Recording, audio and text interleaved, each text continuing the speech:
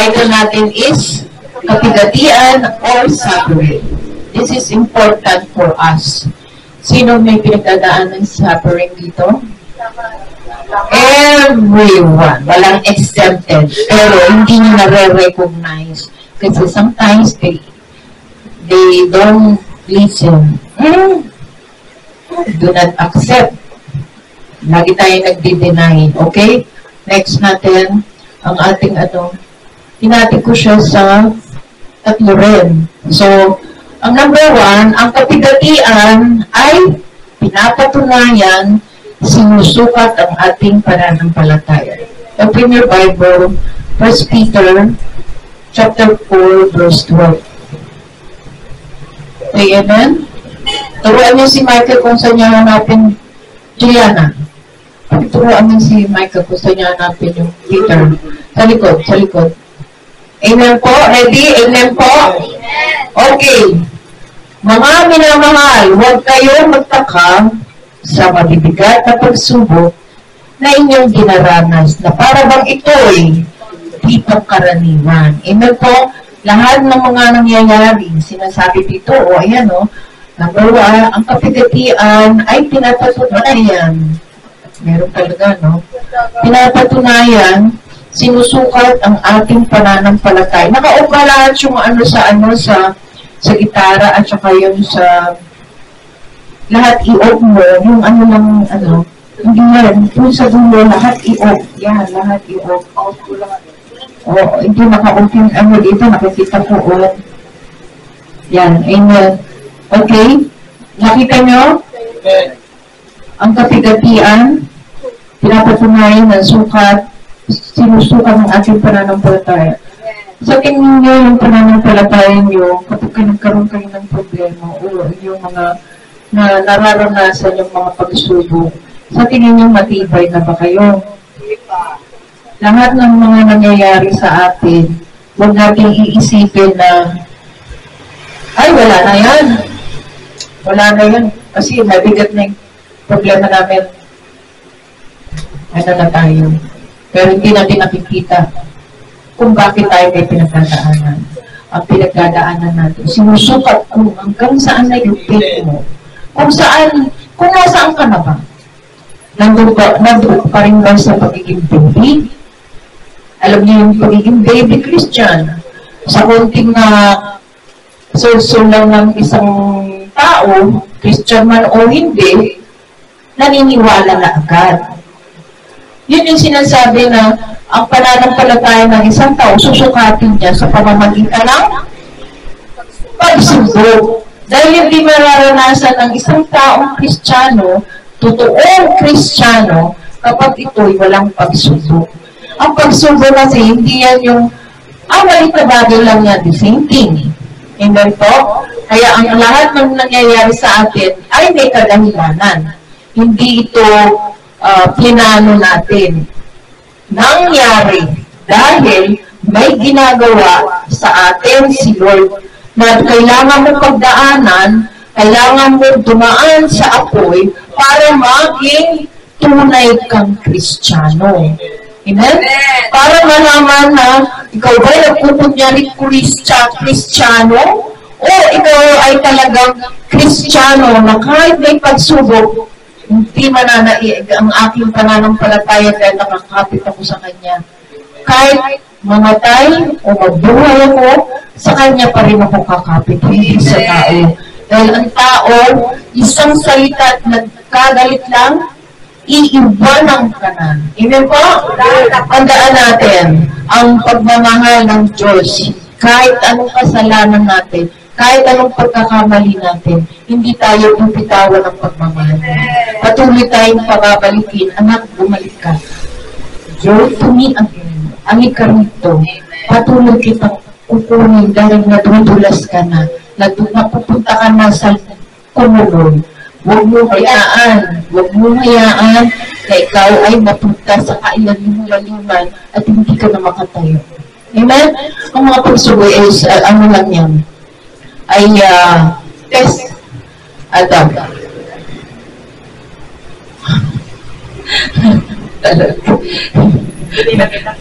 Okay. Basta mag-ingay. Amen po? Okay. Makikita natin na ang suffering na kakaharapin mo ay palalabasin ang tunay. Ayan na, ang pagkatao mo at pananampalataya mo. Kung talagang totoong Kristiyano ka, at mismo ikaw makakarecommend, ano pala ako totoong Kristiyano? Pero hindi niya nare-recognize yun na sinasabi niya na siya ang tama at siya yung totoong Kristiyano at sila hindi Kristiyano. Tandaan natin, hindi tayo pwede magturo dahil apat ang nakaturo sa iyo. Amen? Hindi natin kailangan. At hindi rin natin kailangan magkumpara para sa pananampalataya dahil si Lord lang, si Jesus lang, ang magbibigay ng judgment sa atin. Amen po? At kung may tama, hindi tama sa ulo kung tama kang pananaw, may tama kang pananaw nito, ay palalakasin at palalalimin pa. Ibig sabihin, kung yung pananampalataya mo at nare-recognize mo na, ay hindi, kahit anong mangyari, lalalim pa rin ako. Maghukay pa rin ako. Diba? Pag nagtatanong ka nga, inaano yung kinaka-cultivate mo yan para lumalim yung ilalim ng lugat ng iyong halaman. Ganun din tayo. Hindi natin tatakpan na lang na, ay, wala yan. Wala namang mangyayari. Balik na lang ako sa dati. Tandaan nyo, pag bumalik kayo sa dati, the more na bumabalik kayo, you are the one na nag-speak kay Jesus Christ sa harap niya bago siya pakusok-kus. Isipin natin yun yung mga nagputya, sumampal sa kanya, sumuntok sa kanya, you are the one na pagka ikaw ay tumalikod at bumalik ka sa pagiging luma mo, pareho ka sa mga Pariseyong sumuntok kay Jesus Christ as dinuroan mo siya. Yan natin ang pakakatandaan. Kaya kung napanood niyo yung Passion of the Cross, yan ang huwag na lang natin kakalimutan sa ating mga panalangin na ayokong mangyari yun, Lord. Di baling ako na lang ang duraan, ako na lang sutukin. Amen po? Okay, next. Number 2. Ang kapigatian ay inaayos ang ating buhay. Buksan natin ng James chapter 1, Santiago yun. James chapter 1, 2-4. Turo mo, Santiago. Sa likod siya, sa likod. Amen? Kasunod siya ni Peter o bago mag-Peter. Amen po? Sabihin niyo kung nandiyan na. Okay. Verse 2. Mga kapatid. Amen ba? Nandiyan na kayo? Amen. Amen. Mga kapatid. Amen po? Amen. Meron naman table of contents dyan sa harap para ano. Pero lahat ng Santiago, Peter, lahat nasa likod. Amen po? Okay. Lahat nandiyan na? Amen. Okay. Mga kapatid, magalak kayo kapag kayo'y dumaranas ng iba't ibang uri ng pagsubok. Amen po? Amen. Verse 3. Dapat ninyong malaman na magiging matapat ang inyong pananampalataya sa pamamagitan ng pagsubok. Kasi kung wala kayong pagsubok, hindi malalaman talaga na ano. But, tanda natin kapag hindi kayo Christian totoo, hindi nyo mararamdaman na may pagsubok kayo. Ay, never ako nagkakaroon ng problema. Kasi marami akong pera. Marami akong kaibigan. Pero pagka naging Kristiyano ka, doon ka daranas ng pagsubok. Bakit kaya? Ang tanong nila, bakit? Kung kailan naging Kristiyano ko, ang dami kong problema. Bakit kaya? Sinusubukan ka ni Lord, sister. Ay, Christopher. Para malaman kung gano'n kalalim. Yes. Gano'n din. Pero ang tandaan natin, dahil nung hindi pa tayo Christian, we are part of the Word. At ang ating mga problema, hindi natin problema kasi si Satan, hindi tayo bibigyan na masyado. Kasi you are part kapag P. Pero pagka Kristiyano ka na, galit na galit. Galit na galit si Satan. Uusigin ka, Kristiyano ka. Wala dyan. Ha? Tama ba? Amen. Doon lalabas na nakikita na ang pagiging Kristiyano mo na nagbago ka. Wala. Yan, bago-bago. Ay, babalik yan. Tama po? Pero hindi ka Kristiyano, walang pumapansin sa'yo kasi pare-pareho tayo. Tama ba? Amen. Kaya yun ang sinasabi dito. Verse 4, dapat kayo magpakatatag hanggang wakas upang kayo maging ganap at walang pagkakulang. Kaya magpagtibay. Yan yung sinasabi ko lagi sa inyo na hanggang wakas. Ano ba yung ibig sabihin hanggang wakas? Sa kauli-uli mamatay. Gusto mo, ending in this until the end. Ang ibig sabihin ng hanggang wakas, kahit anong dumating na pagsubok, andyan na yung 666, mark of the beast, persecution, hanggang wakas, hanggang bumalik si Jesus Christ, hanggang wakas, ang pananampalataya natin ay matibay. Pero hindi natin masasabi kung nagkataon na oras mo na, inano ka ng kaaway, bigla ka namatay. Even so that hindi tayo kailangan magpakawala ng ating pananampalataya. Sige, ayoko na ng pananampalataya. Napakaraming pagsubok. Mula naging Christian ako, yun yung ibig sabihin na nagpakawala ka na. Ayaw mo na. Inibat mo na. Hindi ibig sabihin yung pagiging give-up ng pananampalataya ay sa tingin mo ay mapupunta ka pa sa sa kay Jesus. Yun ang dapat natin isipin dahil hindi natin alam paglabas natin dyan, katulad ng sinasabi ni Joel, kapag hindi tayo humingi ng tawad sa Panginoon, hindi natin alam ang accident dahil Kristiyano ang unang titirahin sa kanal. Kristiyano. Amen? Yung mga kamember na kasi gusto nilang dumami para ng gremlins. Alam niyo gremlins? Yung pagkaano na turuan na ng dumadami sila. Yung kulay green, no? Yun yung medyo nakakatakot.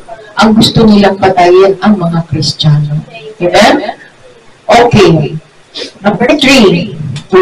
Sagot din siya. Okay, number 3. Ang kapigatian ay nagpupulungan ng gantimpala. Buksan natin sa Matthew chapter 5, verse 10 to 12. Napagod kayo sa kagaganon para ma-exercise kayo kung sa inyong makikita. Matthew chapter 5, verse 10 to 12. O, sabihin nyo kung nandiyan na kayo. Amen? Madali lang yan si Mateo dahil lagi nating naano ng report yan. Okay? Okay, chapter 5, verse 10 to 12. Amen? Okay, mapapalad ang mga pinag-uusig dahil sa katwiran, sapagkat kanila ang kaharian ng langit. Mapapalad kayo, pagkat kayo'y inaalimura, at kayo'y pinag-uusig, at kayo'y pinagbibigaan ng sari-saring masama, na parang kasinungalingan dahil sa akin. Ito yung persecution na sinasabi, di ba? Pero mapalad kayo. Mapalad tayo. Verse 12, magagalak kayo at mga saya ng totoo sapagkat malaki ang ganti sa inyo ng langit. Ano itong ganti? Yes, sapagkat gayon din ang kanilang pagkausig sa mga propeta na mga nauna sa atin. Amen po? Yan yung sinasabi na kahit anong pag-uusig, hindi kayo manalig kasi rooted and grounded na kayo. Pero pag hindi nyo hinuka yan, hanggang doon na nakailalim kayo doon, nasa ibabaw lang kayo nakatayo, pagka may manula sa'yo, ay, oo, totoo yan. Hindi mo ba alam? Dadagdagan niya pa. Okay? Kasi, that's the reason na sinusubukan ng kapwa Kristiyano na gagamitin yung taong yun ng enemy para subukan kung hanggang saan pananampalataya ka na. Ha? Diba si Ginalyn? O, Ginalyn. Alam mo pa si ganyan. Ha? Huwag kang masalita ng ganyan sa pangalan ni Jesus. Hindi mo ba alam, ganyan. siya na mamamukulat. Ay, ganun ba yun? O, pinakuha niya. Pero kapag si Gina Lina, sumagot na, ayoko na magpagkatsa. Grabe. Diba sila? Isa lang ang sinabi, sige lahat na. Ha? Kung baga sa ano yun yung sinasabi na nasa ibabaw ka lang, yung root, wala. Diba? Parang sinabi mo na, huwag na tayo. Huwag na tayo. Huwag na tayong patin. Huwag na tayo makinig. Huwag na tayo makinig sa kanya. Lilipat na tayo. So, familiar tayo saan ganyan. Amen po? Pero tandaan natin, hindi yan, hindi lang kayo masyasya kasi ordinary na yan sa mga Kristiyano. Kung yung mga bago narinig, ay, kamang panog. Oo, sila. Akala ko nagmamahal. Kasi, dahil sa pagmamahal, gusto tanggalin ng enemy ang pagmamahal mo sa pagmamahal niya dahil gusto niyang mag-away kayo.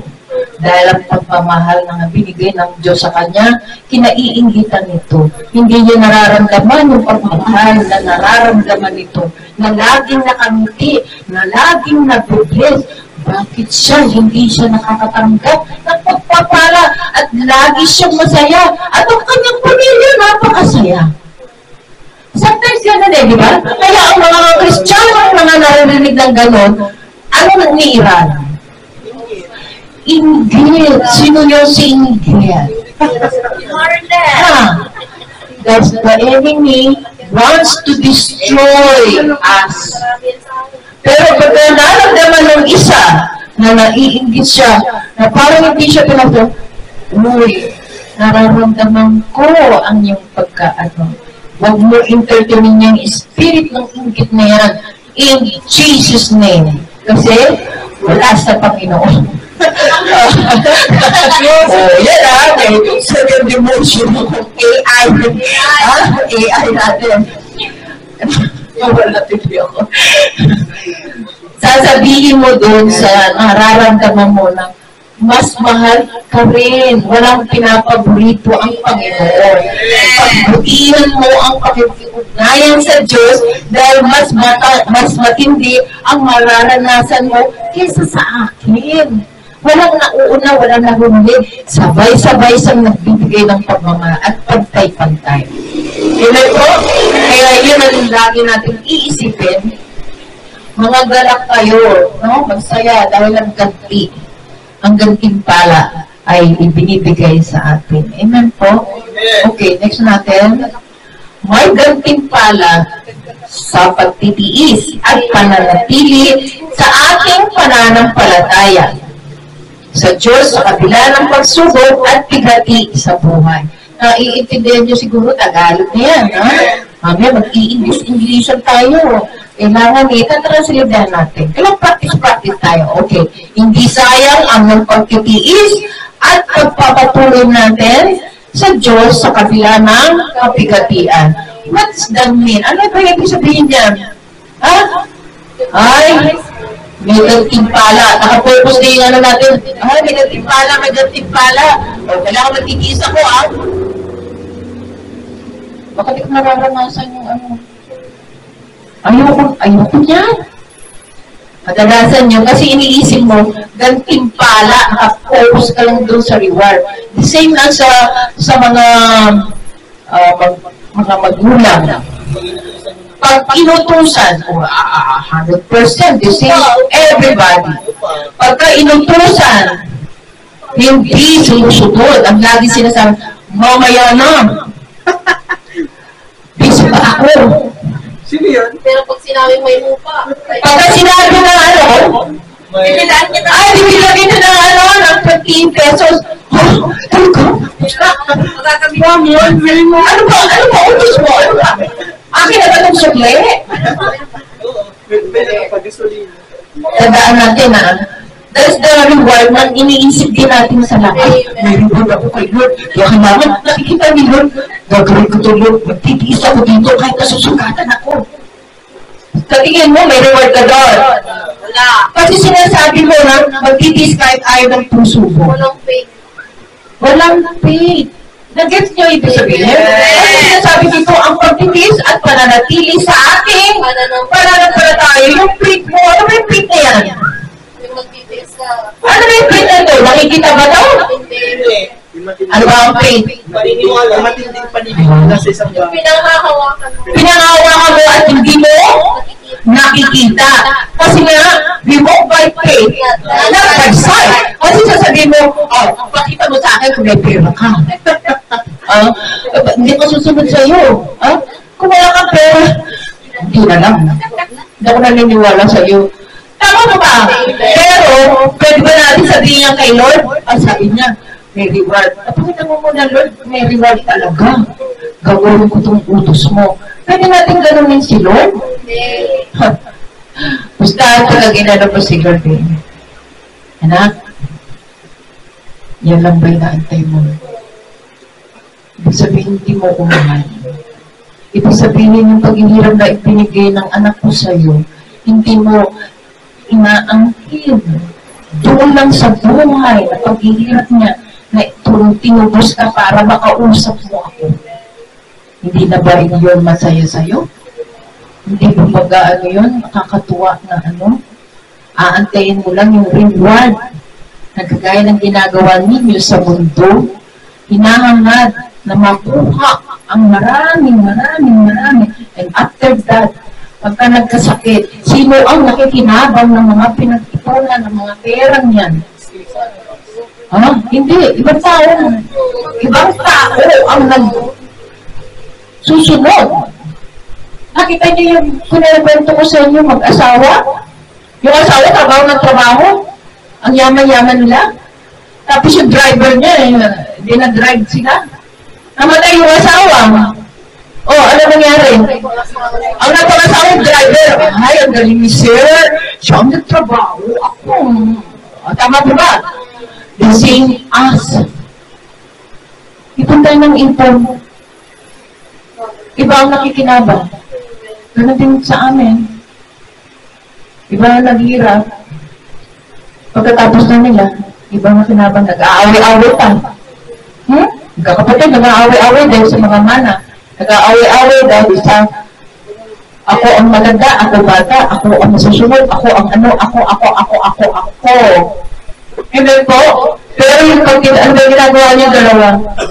Nagtuturo ka kayo ng paa? Ano ba naglalaro ng dalawa? Andrea? Okay.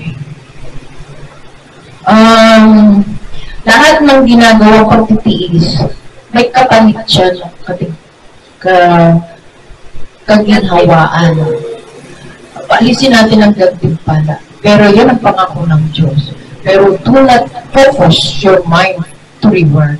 Pero may reward talaga. Tingnan natin kung ano yung sinasabi dyan sa to reward. For there's the kingdom of heaven. Ano yan? May kayamanan sa langit. Because you have passed. Ano yung pass? Umasa. Nakapasa. Saan? Test of hardship on earth. You are given by God authority to live in His kingdom. Ibig sabihin, lahat ng mga ginagawa natin dito, kung ikaw ay nakapasa sa mga pagsubok, sa kahirapan, sa pagkatian, dahil ibinigay sa atin yung authority na to. Ano to yung authority na to?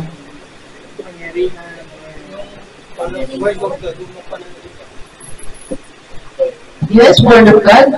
Ang authority na to, karapatan mo na magsalita, na karapatan mo na magsabihin kung ano yung tama, karapatan mo magsabi ng mali, dahil yun ang binibigay ng Diyos na salita na nasa sa iyo. Kung wala kang salita, masasabihin mo ba yung tao? Kung hindi ka Kristiyano, tapos hindi ka nagbago, sasabihin mo ba, uy, kang inom ng inom pero ikaw, gagano ka, isang case, paramihan pa kayo, hindi ka malalasing. Tapos magsasabihin mo na, huwag kang inom ng inom, ito nga. Kung hindi sumasagot yung ibang bakit ikaw? Di talo na. Hindi ka pwede magsalita ng gano'n kung ikaw ay gumagawa ng gano'n. Kasi hindi mamunga. Yun yung sinasabi. Ay talaga siya. May problema siya, sister. Ha? May plema. Okay. Thank you, Lord. So, kaya yung authority na yun, binigay sa ating karapatan na tayo ang mag-lead sa kanyang kingdom. Kingdom, hindi puro church. Ang kingdom, kahit sa lugar, nasa school, nasa trabaho, nasa labas, nakupo ka lang sa bus, the same kingdom if you share the word of God. Hindi mo kailangan ng pulpit, naka-microphone ka pa, naka-speaker ka pa, nag-worship ka pa ng gano'n, wala rin yan. Ang kingdom, wherever you go, you have authority. Kahit saan ka nagpupunta, ibibigay ang authority na ibahagi mo ang pagmamahal. Ang experience ang naramdaman mo ng kung paano ka naligtas, kung paano mo naramdaman ang pag-ibig na ibinigay ko sa iyo. Ibigay mo, ibahagi mo, upang malaman niya na may nagmamahal sa kanya. Lahat ng kanyang ginagawa ay hindi siya nag-iisa. Nandoon ako. Ibahagi mo yan. Anong kahirapan? Ano ang problema niya? Kapag binahagi mo, hindi mo alam. Pareho kayo ng pinagdaanan. Dahil hindi magtatagpo ang isang taong may experience sa taong yan. Kasi si Lord ang magbibigay ng tao yun. So, subukan ko isi-share. Diba? Kaya yung sinasabi dito, given by God authority to lead His kingdom. Remember, kingdom is not the local church. Lahat ng local church mag-iiba. Gugunawin niya yan. Pero ang church, ano yung church? Tayo, because we are a temple of the Holy Spirit. Pag giniba mo yung temple mo, ano ibig sabihin pag giniba mo yung temple mo? Sinira mo, sinaktan mo. Yun yung sinasabi ni Jesus, ako rin ang sinasaktan mo. Amen? Okay, number 2. For great is your reward in heaven. Hindi lahat ay may reward. Yan Hindi lahat may reward. Pero, yung nananatiling tapat sa Diyos sa kabila ng kapigatian ay may gantimpala. Ano ibig sabihin nito? Hindi lahat may reward. Ibig sabihin, yes, pagka naging Kristiyano ka at talagang nakikinig ka, nag-ano ka ng salita ng Diyos, nagmananalangin ka, pero hindi ka pa nakakapagpadala ng kaluluwa kay Lord. Hindi ka nag-share kay Lord. Pagdating mo sa langit, bigla ka na-aksidente, pagdating mo sa langit, you have no reward. Kasi yun ang tatanungin sa, ano ang ibinigay mo sa akin? Nakakalukot yan. Pero, habang nandito tayo, lagi niyong itatanong kay Lord, Lord, ano ba'y may bibigay ko sa iyo? Tulungan mo ako kung paano. Kasi tayo, hindi naman tayo nagsimula na may alam. Itatanong mo rin sa kanya, kaya ang banal na Espiritu ang maglilid sa iyo. Kaya nga si Paul, di ba? Si Paul ba natuto na kagad ng Pariseyo siya? Hindi. Inalis mo na ang pagkaluma niya, ang banal na Espiritu ang nagtuturo sa kanya, siya ang nagtuturo kung saan siya pupunta. At kung sino ang makakatagpo niya, ito ang sasabihin mo dyan. Excited, di ba? Ganon din tayo. Tignan po, kaya hindi lahat magkakaroon-karoon. Nakapakalungkot. Dahil kung sinasabi niyo, uy, magkikita ka. Pag-usapan namin yan noong araw nung nasa Amerika kami. Pinag-uusapan na, pag napunta na tayo sa heaven, no? Magkapit ba tayo? Magkapagtuwa ba tayo? Magkaano ba tayo ng bahay? Yung mansyon na sinasabi ni Jesus. Pero nung nasa liksik ko yung Biblia, kapagka ikaw ay walang ginawa dito para kay Kristo, kahit close friend at vibes pa kayo, o magkapatid sa pananampalataya, hindi kayo magtatagpo. May kanya-kanya kayo kung saan kayo i-assign ni Lord. Pagdating mo doon, o doon ka sa pinaka-dulong-dulong ng langit. Pero pagka ikaw ay namatay dahil sa Kanya, anak, dito ka sa tabi ng throne ko. Mga martir sa tabi ng throne ni God. At magdingin-ding kung ano yung tinanggal sa kanila. Tinanggalan ba sila ng ulo? Tinanggalan ba sila ng kamay? Pinutulan ba sila ng dahil sa akin at ipakikilala pa kayo sa buong kaharian. Amen? Hindi natin ibig sabihin na, ay, magpapamatay na lang ako para na lang. Hindi, yun ang ibig sabihin. Kung tayo ay mamamatay, yung mga persecution na sinasabi, hindi na mo ang Jesus mo yan, at bubuhayin kita at ang pamilya mo. Pero pagka hindi mo siya dininay, yung pupugutan ka ng ulo. Yun yung magniningning sa'yo sa hipon. Dahil bago ka palang i-touch, tandaan nyo huwag kayo matakot. Bago kayo i-touch, bago ilagay ang daliri nila sa inyong skin, wala na yung kaluluwa mo na nakatayo ka kasama ni Jesus. Tinitignan mo na yung ginagawa nila. Hindi mo mararamdaman yung sakit. Kahit pinahihirapan pa nila, gumagalaga, wala na, tinitignan mo na. Kasi yun ang pangako ng Panginoon. You live forever. Eternal. Amen? Saktan man nila ang ating katawan, hindi nila mapurpuro ang ating kaluluwa. Kaya magkaroon kayo ng takot, hindi sa tao. Magkaroon kayo sa Diyos na papatay ng ating kaluluwa. Kasi pag namatay ang ating kaluluwa, wala na. Amen po? Okay. This is the, conclusion. Ready na kayo? Ready na yung mga pakiramdam nyo? Not everyone will see your sacrifice. Walang sino man nakakakita ng kung ano yung pinaghihirapan nyo. Not everyone will know your suffering. Walang sino man din ang nakakaalam ng pinagdadaanan mo. Kasi hindi naman yan, pinagdadaanan ako, ito. Walang sino man. Ikaw lang at ang Diyos. Amen? That everyone will understand your good motives and intention. Walang sino man. Walang nakakaalam. Ang totoo mo, walang nakakaintindi. Ang totoo mong motive sa mga tao, patuloy mong inaalagaan.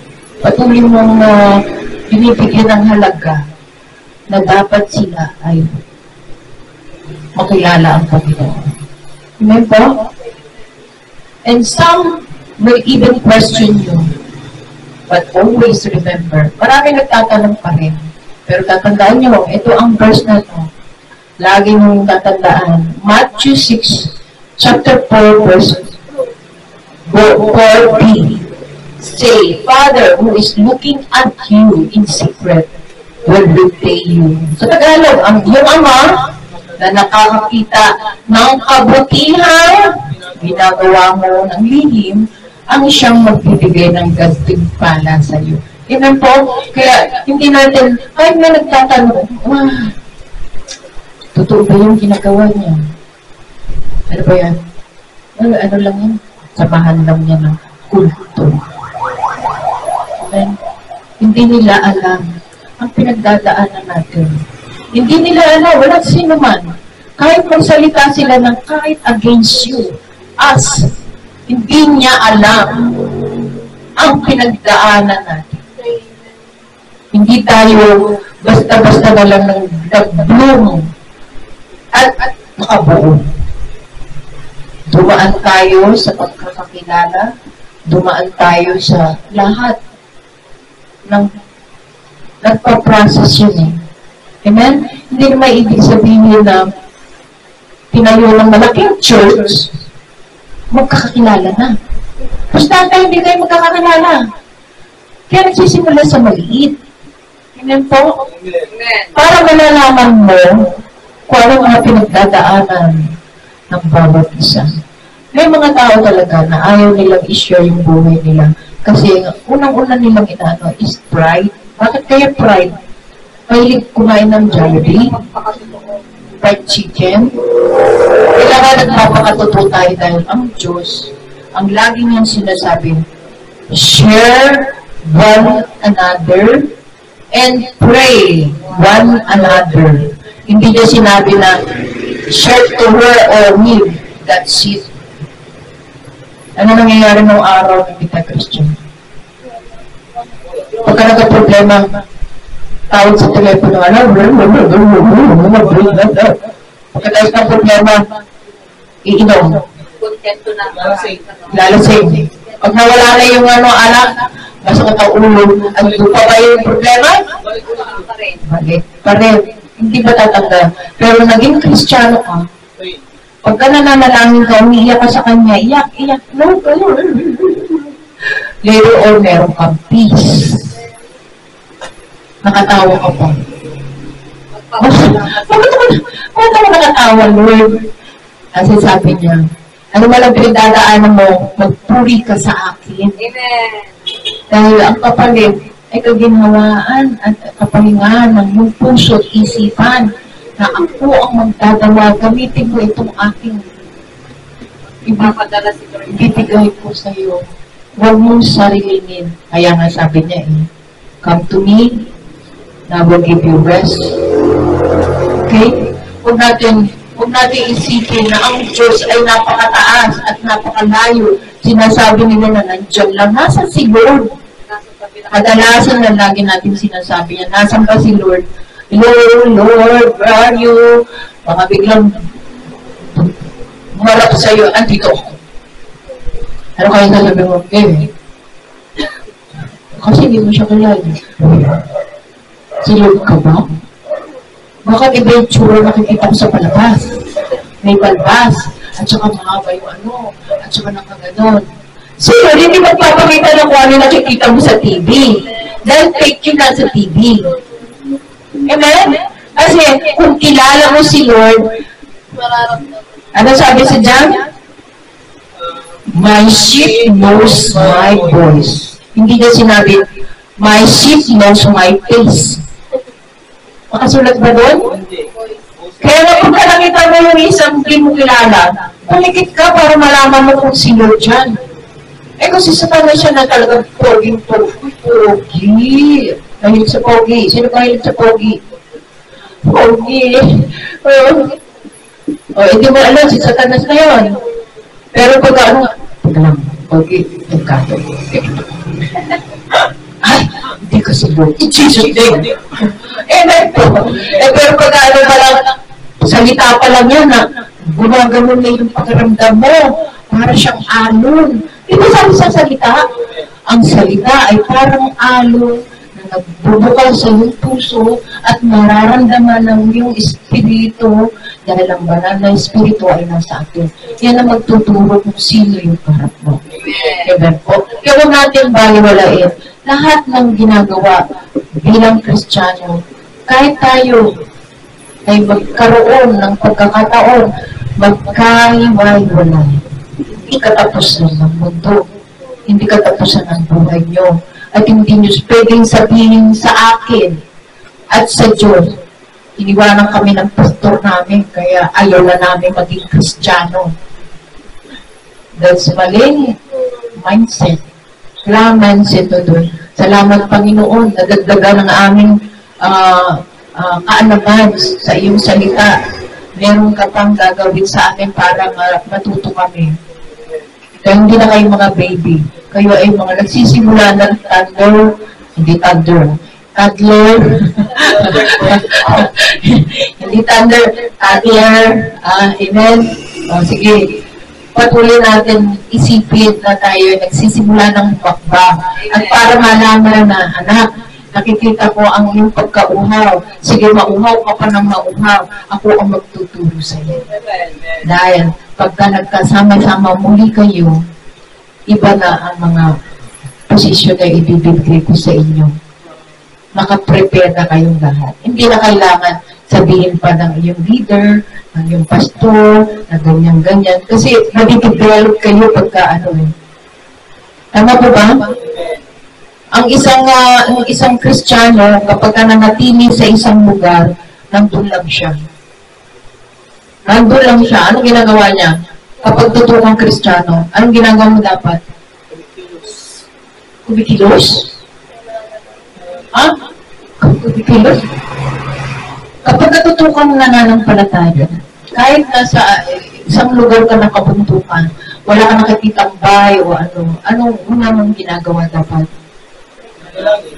Anong inaisa-isip mo? Punta ko na dito. Naku, walang tao. Ay, naku, nakakatakot. Kadalasan, gano'n na narinig na ng puso natin. Kahit na sa lang, naku, mag-isa na lang ako sa bahay. Hindi wala naman nila ako. Sa trabaho silang lahat. Alas 7 sila mag-uuwian. Anong gagawin ko dito sa bahay? Malinis ng bahay, makaluto na. Pero, wala ako. Pero pag natuto kong Kristiyano at dinala ka sa bundok, malapit ako sa Lord. Maghapon ako mananalangin na mananalangin. Dahil alam ko, magpapadala ka ng lingkod mo, na may dala, na dadalhin mo ko sa isang lugar, na gagamitin mo ako. Amen? Kung ikaw na nasa loob ng bahay at lagi mong sinasabi alas 7, ay, buti na lang wala sila. Mag-worship ka. Puri ako sa Panginoon. At mananalangin ako, ipapanalangin ko sila. Pagdating nila, may mga dala sila. May pasalubong sila. Meron silang mga joy na dalaga na. Hindi mainit ang mga ulo nila dahil sa panalangin. Lord, pero walang haba ng oras na yun. Sasabihin mo pa, adyo sila. Para naman ang iksi ng oras. Pagkatutupang Kristiyano. Amen. Amen po? Hindi sa haba ng oras. Kasi sa heaven, wala nang oras, wala nang gabi. Puro araw, wala nang tulugan. Alam niyo yung walang tulugan? Amen. Gusto niyo ba walang tulugan? Amen. Ayaw nila ng, wala, matutulog si Esther.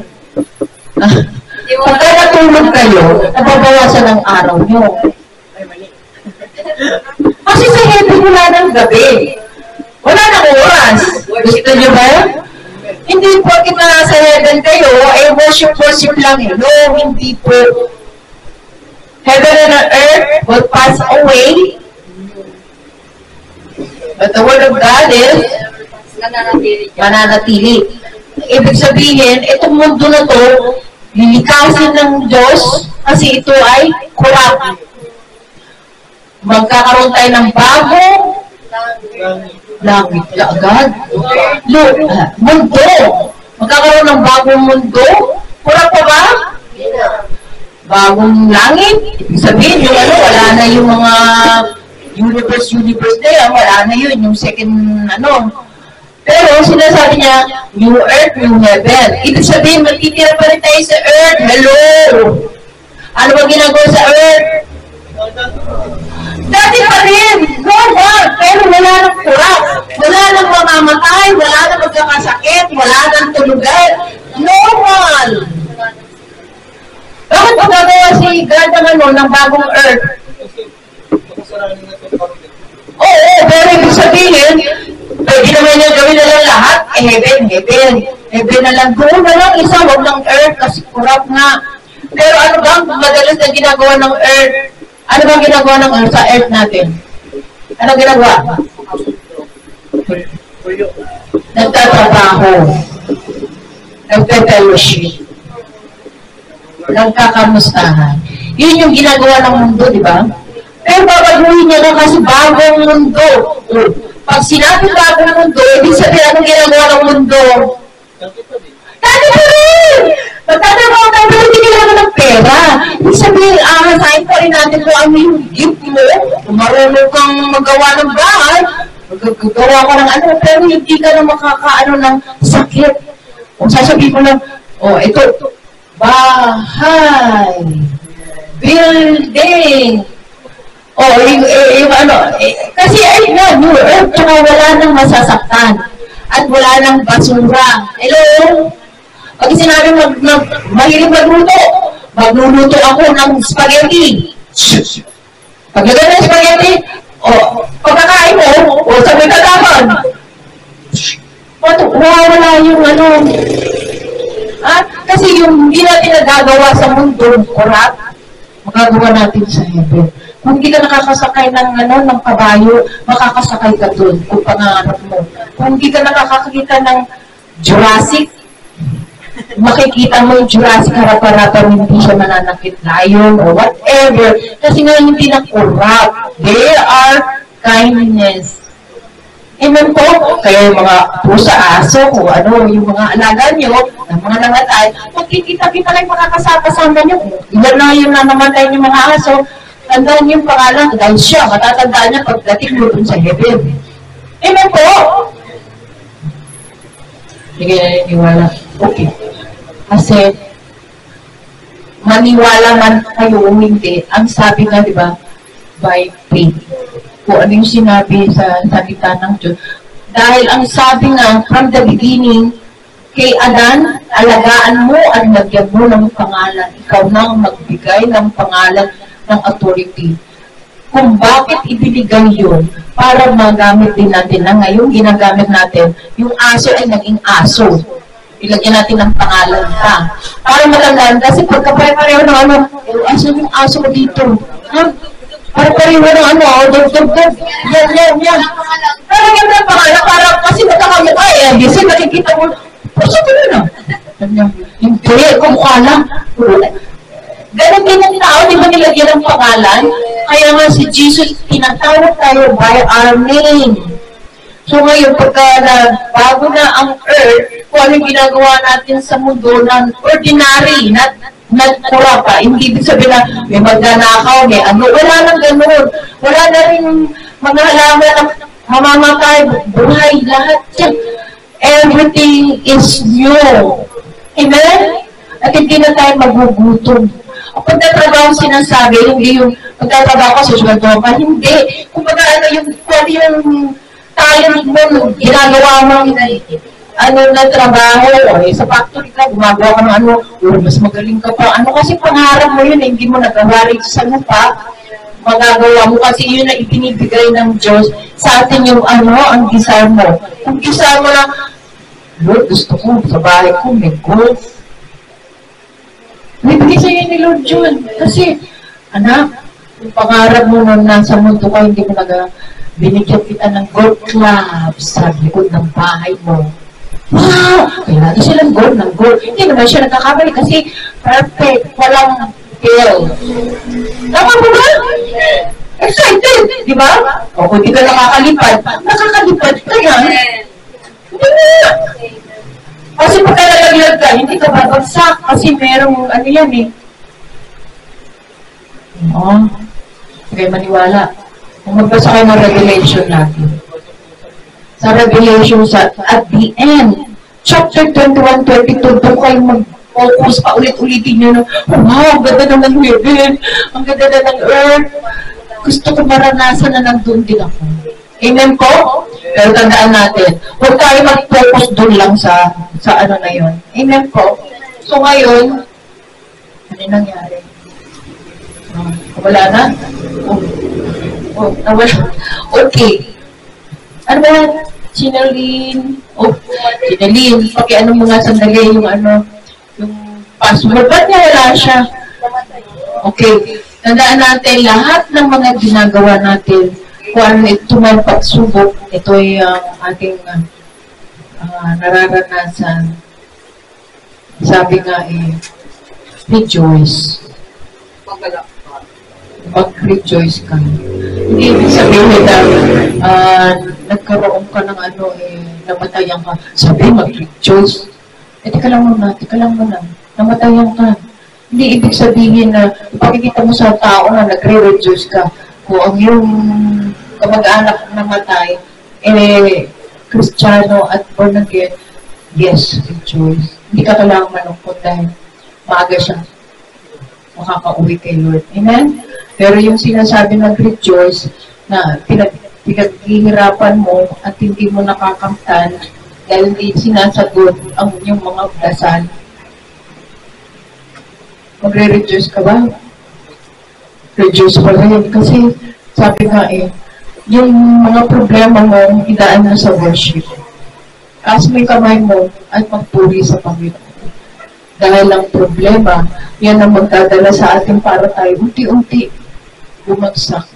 Amen? Hindi exempted ang mga Kristiyano sa mga pinagdadaanan. Malalim. Inuukit ang ating mga pananampalataya kung talagang matibay. Nakita niyo ito? Sino nakakita ng nag-ano ng ginto? Ha? Inaano yung sa apoy. Dinadaan. Ano nangyayari doon sa ginto?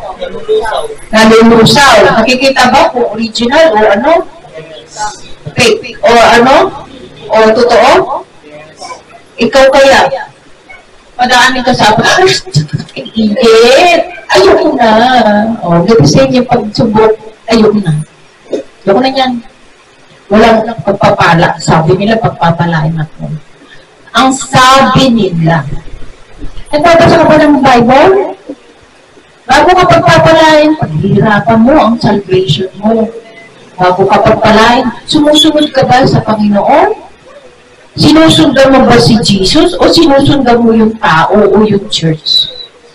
Kailangan na nakikita natin yung salitang sinabi ni Jesus, follow me.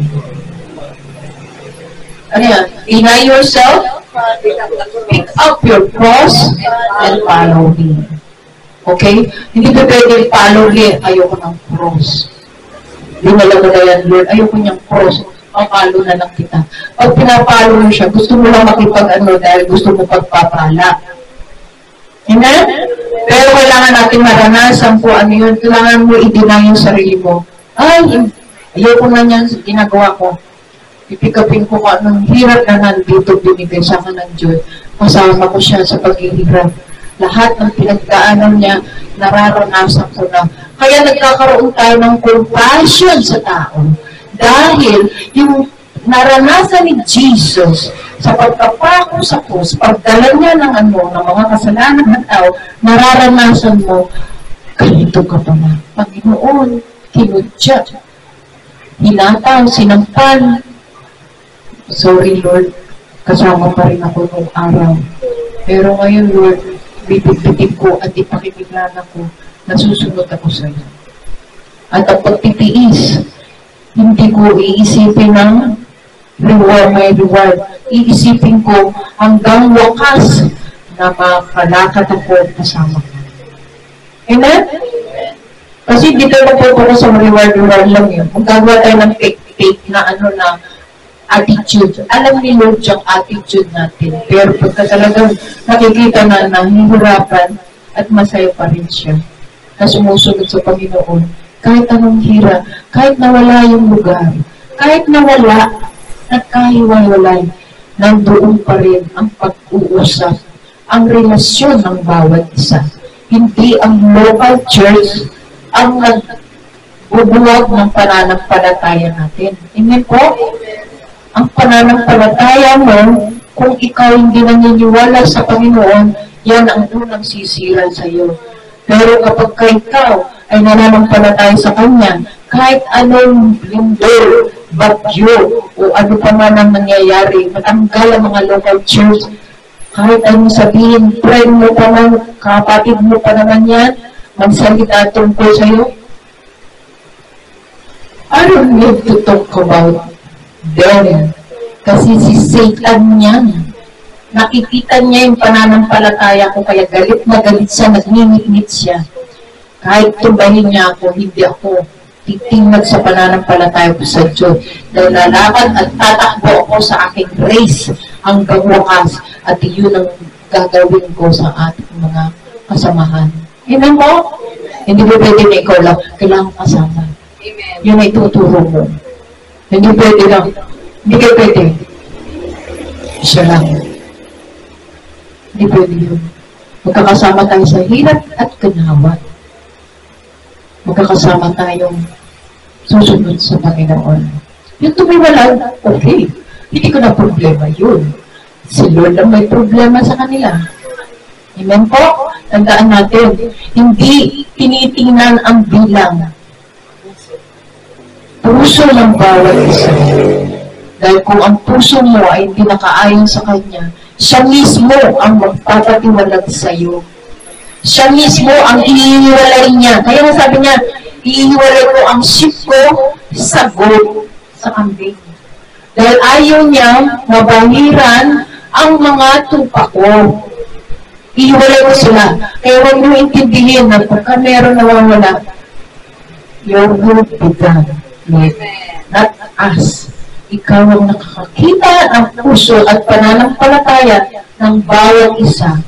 We pray for them na maalis ang espiritu ng darkness sa kanilang pagkaintindi. Kaya ngayon tandaan nyo, pananalangin pagbabasa, yan magpapatibay sa inyo. Kahit hindi kayo teachers, pananalangin mo, manalangin tayo.